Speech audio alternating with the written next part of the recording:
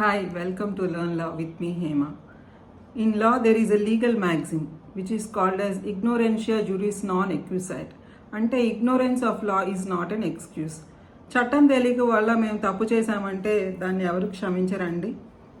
For example మీరు చూస్తే కనుక చిన్నపిల్లలు మైనర్స్ వెహికల్ డ్రైవ్ చేయటం అన్నది చట్టరీత్యా నేరం. అలాగే మైనర్స్కి వివాహం చేయటం అన్నది కూడా చట్టరీత్యా నేరం. సో ఇలాంటి చట్టాలన్నీ మనం తెలుసుకొని ఉండాలి. రీసెంట్గా జూలై 1, 2024 నుంచి కొత్త క్రిమినల్ చట్టాలు అమల్లోకి వచ్చినాయండి. IPC Indian penal code was replaced as BNS Bharatiya Nyaya Samhita.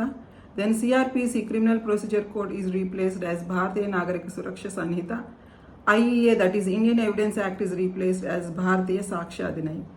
So వీటిలో భాగంగా కొన్ని మార్పులు జరిగినాయండి.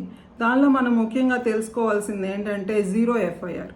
ఒకప్పుడు ఎక్కడైనా క్రైమ్ జరిగి ఒక పోలీస్ స్టేషన్కి మనం కంప్లైంట్ ఇవ్వడానికి వెళ్ళినట్లయితే కనుక ఫర్ సపోజ్ ఈ క్రైమ్ జరిగిన ప్లేసు మా పరిధిలోకి రాదండి అని వాళ్ళు నిరాకరించేవారు కంప్లైంట్ తీసుకోవడానికి.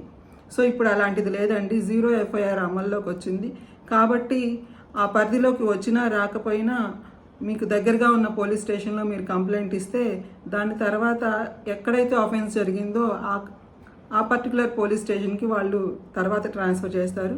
ఇనీషియల్గా మాత్రం మీరు కంప్లైంట్ ఇచ్చే అవకాశం మీకు ఉంది. అలాగే ఇంకొకటి ఏంటంటే ఎలక్ట్రానిక్ ఎఫ్ఐఆర్. ఈ ఎఫ్ఐఆర్స్ అంటే మీరు పర్టికులర్గా పోలీస్ స్టేషన్కి వెళ్ళాల్సిన అవసరం లేదండి. ఆన్లైన్లో మీరు ఈ ఎఫ్ఐఆర్ కూడా రిజిస్టర్ చేసుకోవచ్చు.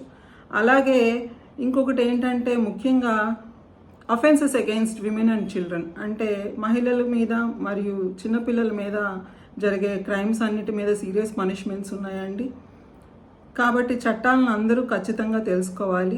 చట్టాలను తెలుసుకోండి, గౌరవించండి, బాధ్యతగా జీవించండి. Thank you.